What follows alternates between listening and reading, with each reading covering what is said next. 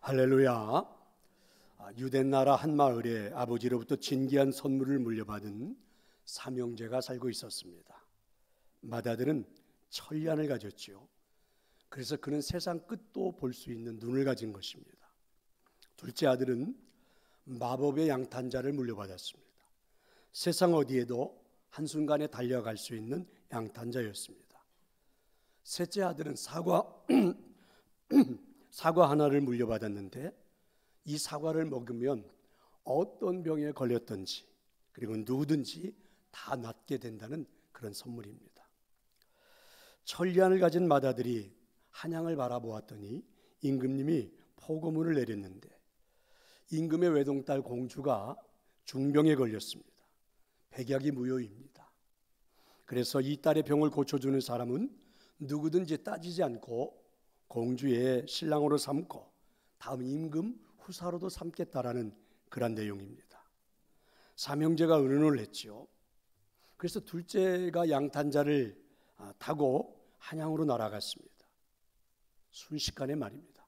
그리고 막내의 품에 있던 사과를 공주에게 먹였더니 공주의 병이 깨끗이 나은 것입니다.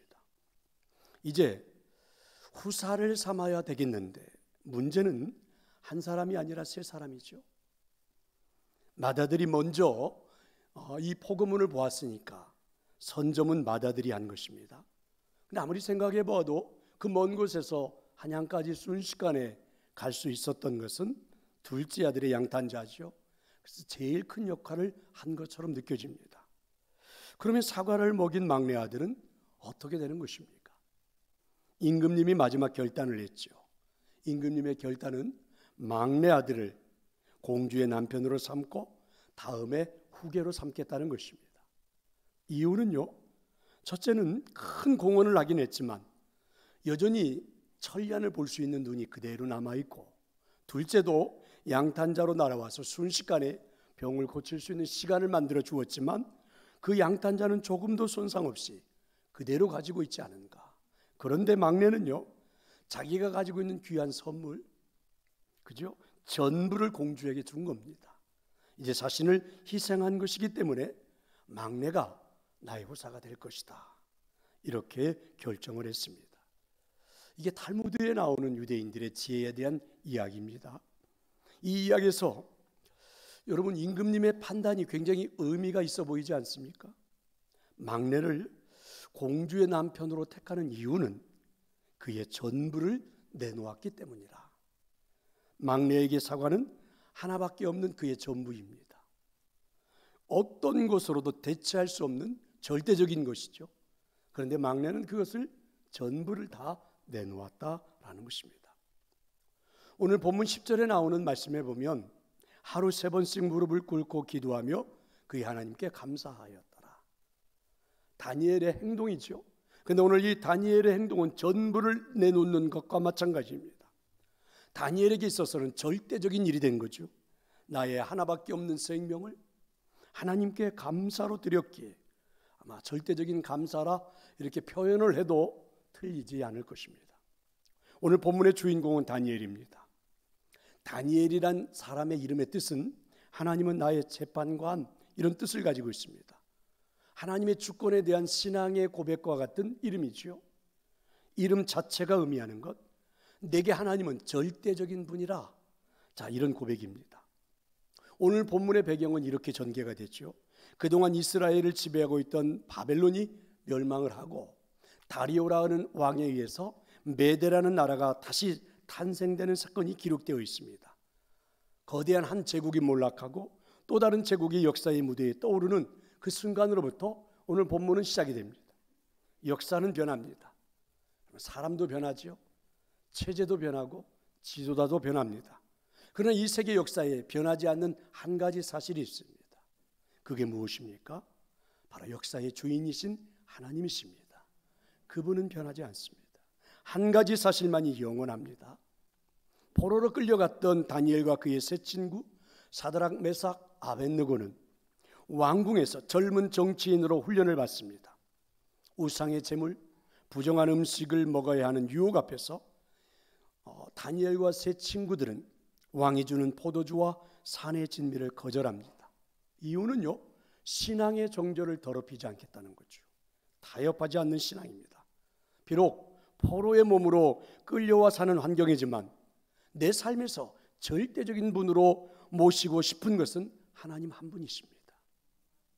내 생명보다 더 중요한 절대적인 분으로 고백하며 사는 것을 이 4명의 젊은이들은 증명해 보이죠.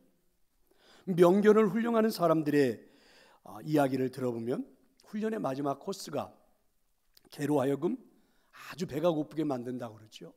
그리고 개에게 맛있는 고기를 하나 던져준다는 것입니다. 그러면 허기진 개가 그것을 바로 받아 먹으면 그 날카로운 칼로 그 자리에서 그 개의 목을 베어버린다고 그러죠. 그런데 개가 먹이를 먹지 않고 주인을 바라봅니다. 이때야 비로소 개는 명견으로 인정을 받는다고 합니다. 주인의 허락이 없이는 어떤 음식도 입에 대지 않는 개, 주인이 주는 음식만 먹겠다고 결단하는 개, 이게 바로 명견이 될 수 있다, 이런 말이죠. 그렇습니다.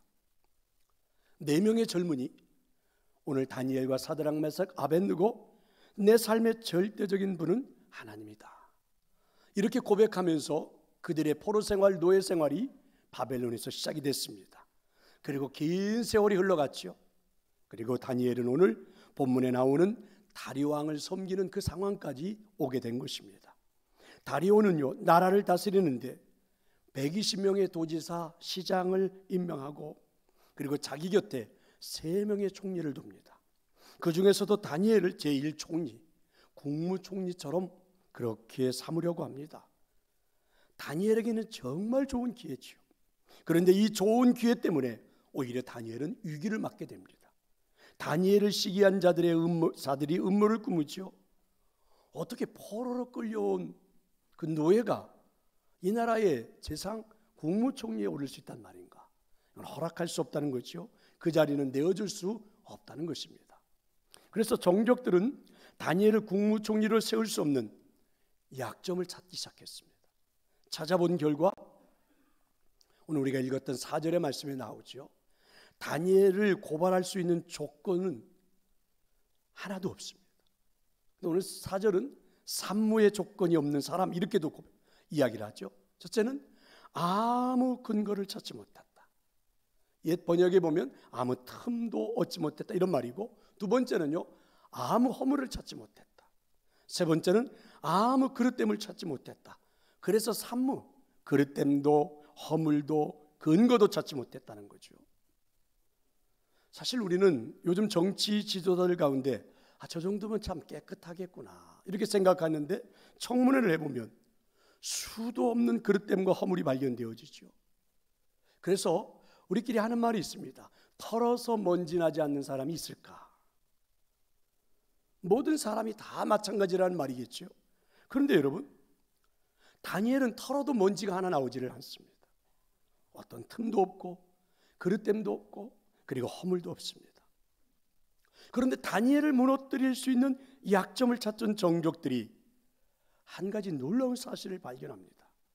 다니엘은 정확한 시간에 그리고 예루살렘을 향해서 자기 집에서 창문을 열어놓고 그리고 기도하는 사람이었습니다. 정족들은 생각했죠. 이 일을 올무로 해서 우리가 하나의 법률을 제정하자. 그리고 왕에게 아부하기 시작했습니다. 왕이여, 이제부터 30일 동안만 왕 외에 어느 누구에게도 경배하거나 기도하는 자는 사자굴에 집어넣어서 왕의 권위를 세우소서. 새롭게 시작한 나라잖아요. 왕권이 절대적으로 필요한 순간이잖아요. 이렇게 해서 왕의 권위를 세우라는 말에 왕도 굉장히 좋아했죠. 그래서 이 법령이 통과되고 인장을 찍었습니다. 이제 모든 시선은 다니엘에게로 옮겨집니다. 다니엘의 행동에 모두가 초미의 관심을 가지고 있죠. 다니엘을 제거하려고 해도, 쓰러뜨리려 해도, 넘어뜨리려 해도 그에게서 약점을 찾을 수 없었던 사람, 바로 산무의 사람입니다. 그를 넘어뜨릴 수 있는 방법은 딱 하나입니다. 절대적인 신앙으로 살았던 사람이죠. 목숨도 아까워지 않던, 그리고 하나님을 섬겼던 다니엘입니다.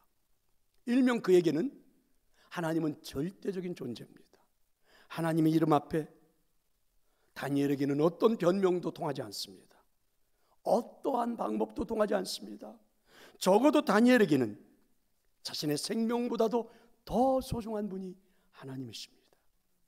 하나님은 절대적인 존재입니다. 다니엘은 지금까지 그렇게 살아왔습니다. 그리고 80여의 삶이 인생이 된 겁니다. 그런데 문제는 지금 이 순간에도 그러니까 왕 다음에 권력을 쥘 수 있는 그에게 하나님은 절대적인 것이 될 수 있을까? 어쩌면 생명도 내놓아야 하는 이 순간에도 신앙이 절대적인 것이 될 수 있을까? 모두가 숨죽여 보고 있습니다. 그런데 10절은 다니엘에 대한 행동을 이렇게 기록했죠. 자, 우리 10절의 말씀을 함께 읽어보도록 하겠습니다. 다니엘이 이 조서에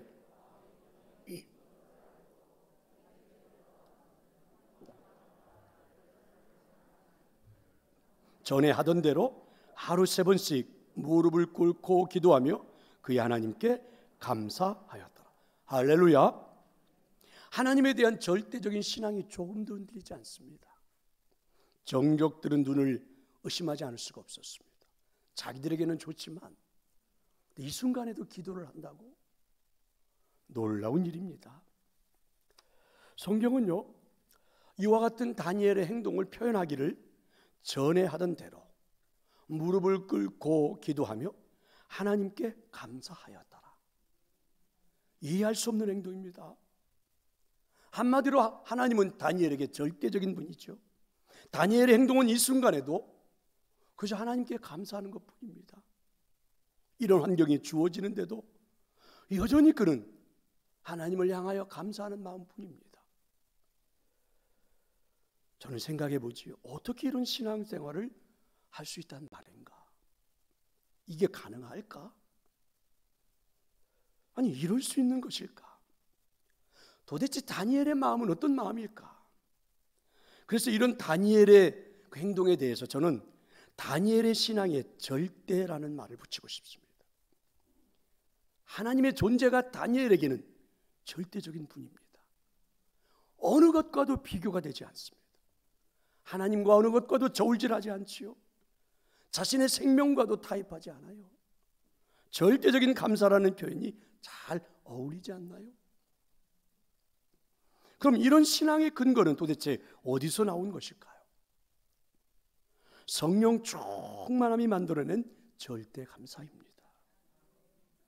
3절에 보십시오. 다니엘은 마음이 민첩하여 이렇게 말하죠. 마음이 민첩하다. 그냥 문자적으로 해석해 본다면 이런 거죠. 다니엘은 판단력이 굉장히 빠르다. 우리끼리 하는 말 빠릿빠릿하다. 아주 똘똘하다. 이런 해석들이 가능하겠죠. 근데 오늘 이 본문에 쓰여져 있는 마음이 민첩하다. 이 마음이라는 단어는 좀 색다릅니다. 창세기 1장 2절에 가보면 하나님의 영은 수면에 운행하시더라.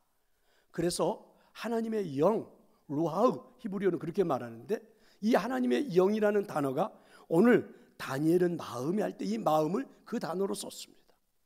그렇다면 이런 의미로 사용한 것이 아닐까요?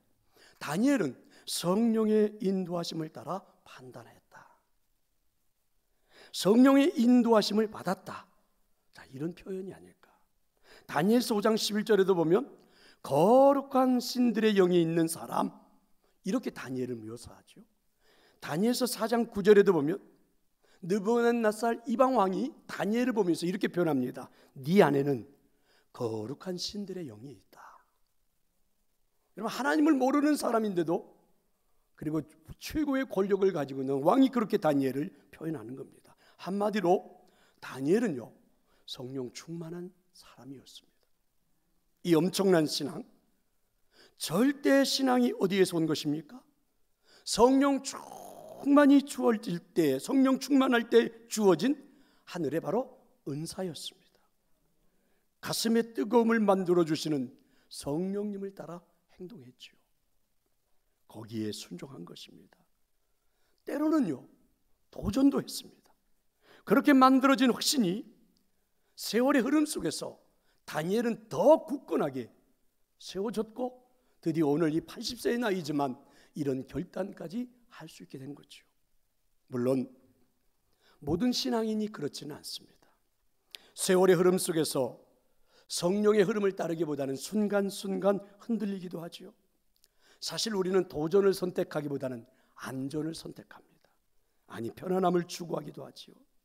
내 자신의 인생을 걸고 내가 쌓아놓은 내 명성을 걸고 직분을 걸고 하나님을 선택하는 모험, 사실 우리는 피할 수만 있다면 피하고 싶습니다. 이런 신앙을 살고 있는 사람들에게 하나님이 절대적인 분으로 다가올 수 있을까? 하나님을 절대적인 분이라고 믿고 감사할 수 있을까? 사실 불가능하겠죠.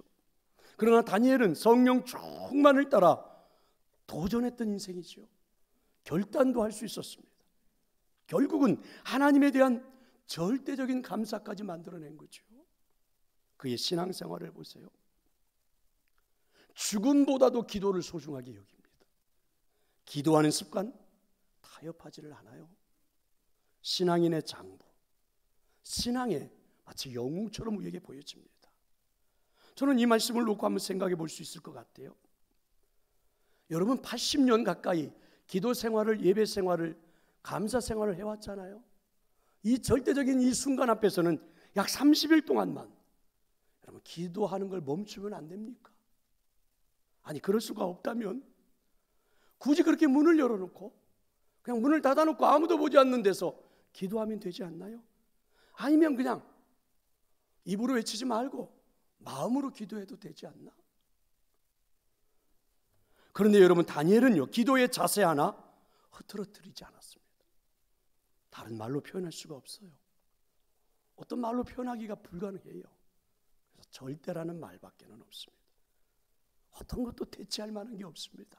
그의 삶에는 어떤 생명의 이업조차도 다니엘과 하나님의 영광스러운 교제가 이루어지는 그 기도 시간, 다니엘은 빼앗기지 않습니다. 어떤 권력도 다니엘이 하나님과 만나 행복하게 가졌던 그 기도의 시간을 빼앗아갈 수 없다고, 파괴할 수 없다고 보는 겁니다. 기도, 감사가 가장 행복한 사람, 바로 절대 신앙의 사람이었습니다. 숨막히는 이 상황 속에서 드린 다니엘의 기도의 내용도 특별하지 않습니까? 감동이 되지 않나요? 기도의 내용조차도 절대 감사였습니다. 이 절박한 상황에서 다니엘은 목숨을 구해달라고 기도하지도 않아요. 원수를 갚아달라고 기도하지도 않습니다. 지금의 상황을 역전시켜달라고 기도하지도 않아요. 성경은 딱 한마디로 표현했습니다. 그의 하나님께 감사하였더라. 길고 긴 시간 동안 어떤 기도를 드렸는지 성경은 자세하게 기록하지 않았으니까 더 이상은 알 수가 없지만, 그냥 다니엘서를 기록한 저자는 여러 말이 필요 없었던 것 같아. 딱 한마디, 하나님께 감사하였더라. 그저 그냥 하나님께 감사하였더라. 딱 이 한마디입니다. 성도 여러분, 오늘 우리가 살아가는 이 시대의 비극은 당연한 감사조차도 잊어버린 데 있는 것이 아닙니까? 그래서 우리의 삶이 불행한 거 아닐까요? 하나님께서 여러분들에게 여유로운 환경을 주었습니까? 사실은 그 환경을 보고 감사할 때에 진정한 나의 환경이 되는 것이 아닐까요? 사랑하는 나의 아버지 어머니에게 감사하는 마음이 있을 때에 나의 부모가 내 인생의 행복이 되는 것 아닙니까? 부부간에도 서로가 서로에게 감사하며 살아갈 때에 나의 남편이 나의 아내가 될 수 있고 행복한 부부 생활이 되는 것 아닐까요? 자유로운 내 조국 땅에서 살아가고 있는 것, 그래서 우리가 감사하며 살아갈 때 이 조국이 나의 조국이 될 수 있는 것 아닙니까? 은혜로운 교회에서 하나님 앞에 예배하고 은혜를 누리며 살아갈 수 있는 것에 대한 감사하는 마음이 있을 때 동산교회에서의 신앙생활이 행복한 생활이 되지 않을까요? 걸음마다 함께 하십니다. 일마다 때마다 동행하시는 하나님의 섬세한 손길을 느끼고 하나님 앞에 감사하며 살아갈 때 그 하나님이 바로 나의 하나님이 될 수 있지 않을까요? 그게 오늘 다니엘이 우리에게 보여주는 고백입니다. 바로 절대적인 신앙, 절대적인 감사의 행복을 우리에게 말해주는 거죠. 어떤 성도가 열심히 기도를 했는데도 특별한 응답이 없어서 몹시 실망하고 있던 어느 날입니다. 꿈을 꾸게 되었다고 그러죠. 전사의 손에 이끌려서 하늘 보화 창고에 다다르게 되었습니다. 한 창고에 가보았더니 글쎄 하늘 보화 창고인데 텅텅 비어 있는 겁니다. 천사에게 물었죠. 이 창고는 도대체 어떤 창고입니까? 그랬더니 천사가 대답하기를 간구 창고입니다. 성도들이 하나님 앞에 울며 매달려서 기도할 때에 이것 주세요 저것 주세요 애원할 때마다 이 보화 창고를 열어서 나누어 주다 보니까 텅텅 비게 됐다는 겁니다. 다시 옆에 창고로 인도해 주는데 가다 보니까 큰 창고가 하나 있는데 글쎄 그 창고는 보화가 그 창고 끝까지 가득 채워 있더라는 겁니다. 그래서 무슨 창고입니까? 물었더니 감사 창고라고 하더래요. 하나님 앞에 구하고 찾아서 하나님이 주신 은혜를 가지고 감사하면, 더 기뻐하면, 즐거워하면 그 사람들에게 나누어 주려고 쌓아둔 보물 창고인데 웬일인지 성도들이 감사하지 않더라. 구할 때는 있었지만 주면 그것으로 끝이더라. 그래서 더 이상 감사하는 사람들이 없어서 이 창고는 가득 쌓여져 있다는 거죠. 생각해 보십시오. 여러분, 대부분 우리는 감사 그럴 때 상대적인 감사를 생각하죠. 그런데 여러분, 상대적인 감사는 언제나 상대적으로 불평하고 원망할 수 있는 가능성이 충분히 있지 않습니까? 사람을 보고 감사했다면 사람을 보고 실망하게 되는 날이 오잖아요. 있는 것 때문에 감사했다고 하면 없어질 때 원망하게 되지 않던가요? 여러분, 병 나았다고 감사하면 병들면 원망하지 않던가요? 사업이 잘 되었다고 감사하면 그 사업이 잘못되었을 때 누군가를 원망하지 않던가요? 때문에 우리는요, 사실은 상대적인 감사도 필요하겠지만 이 감사는 우리를 행복한 삶으로 만들어주지는 않더라고요. 상대적인 감사를 가지고 인생 행복을 만들어내기란 그리 쉽지는 않더라고요. 왜냐하면 우리들의 삶의 환경이 수없이 바뀌는데, 살아온 인생의 수만큼이나 바뀌는데 상대적인 감사를 가지고 내 인생 행복을 만들어간다. 사실은 그리 감사가 행복하게 여겨지지 않던 것 우리는 경험해보지 않았나요? 사실 우리에게 필요한 건 무엇입니까? 어떻게 보면 좀 차원이 높은, 무조건적인, 어쩌면 절대적인 감사를 배워야 되지 않을까. 그런데 오늘 다니엘이 바로 그와 같은 감사를 하고 있는 것 아닙니까? 다니엘은요, 만들어진 이 법령, 이 조서가 무엇인지 알고 있습니다. 누구 때문에 만들어졌는지도 알고 있습니다. 앞으로 자신은 이 법령 때문에 어떻게 되어질지도 알고 있습니다. 그럼에도 불구하고 다니엘은 여전히 그 옛날과 같이 하나님 앞에 무릎을 꿇었습니다. 그리고 기도했지요. 기도의 내용이 원수에 대한 원망도 아닙니다. 이 자리를 역전시켜달라는 내용도 아닙니다. 하나님 살려달라는 것도 아닙니다. 자신을 비하하는 것도 아니에요. 오늘도 하나님을 만날 수 있어서, 하나님 앞에 내가 존재할 수 있어서 그 가슴에 끓어오르는 감사의 기도입니다.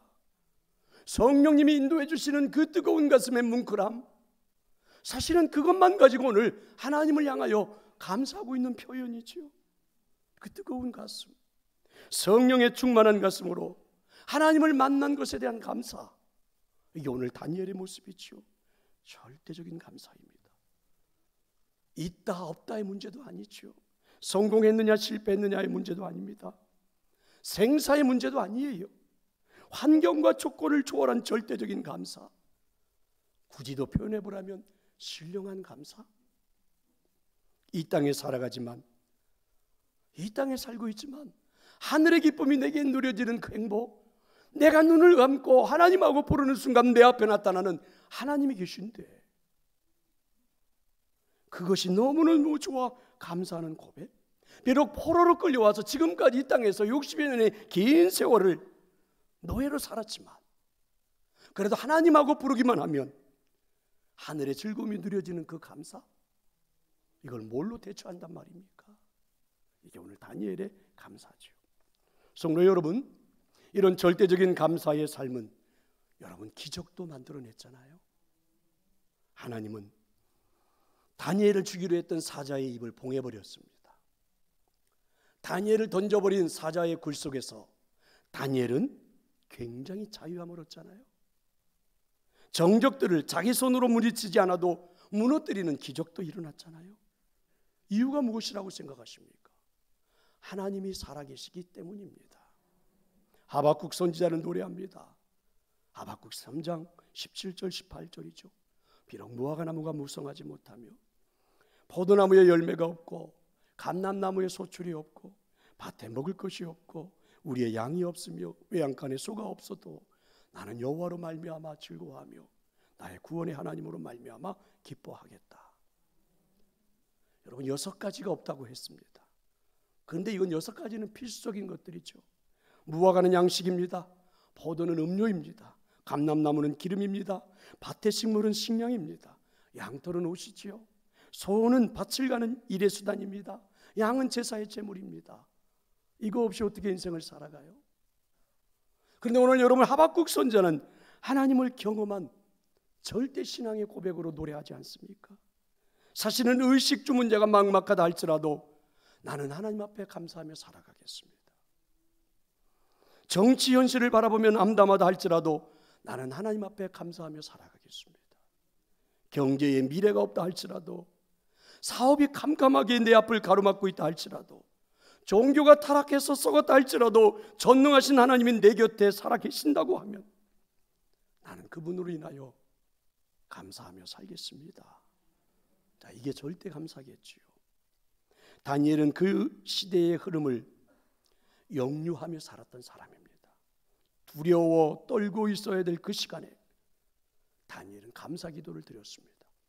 울고 있어야 될 그 시간에 오히려 기도를 통하여 전능하신 하나님과 즐거운 교제를 하고 있었습니다. 다니엘은 세상에 도전하는 것을 회피하지 않았습니다. 오히려 믿음으로 당당하게 응했던 사람이죠. 썩어가는 세상 속에서 당당히 도전장을 내밀기도 했지요. 고난의 현장의 한복판에 서서 하나님을 믿고 있는 나의 절대적인 신앙, 내 인생의 전부인 그분, 모든 것에 내 삶을 주관하는 그분, 그 사실 앞에 감격할 줄 알고, 그 사실 앞에 웃을 줄 알고, 그 사실 앞에 환하게 미소를 띄울 줄 알고, 그 사실 앞에 긍정적인 말을 할 줄 알고, 그 사실 앞에서 꿈을 꿀 줄 아는 정말 감격스러운 모습을 우리에게 보여주고 있습니다. 성도 여러분, 사실 이게 우리가 살아가야 되는 삶이 되어야 되지 않을까요? 여러분에게 절대적인 것은 무엇입니까? 여러분에게 절대적인 것은 무엇입니까? 돈입니까? 아니면 권력인가요? 아니면 명예입니까? 아니면 성공입니까? 사실 우리 모두에게도 절대적인 것은 하나님이 되어야 하지 않을까요? 내 삶의 전부가 되어야 되는 것은 신앙이 되어야 되지 않을까요?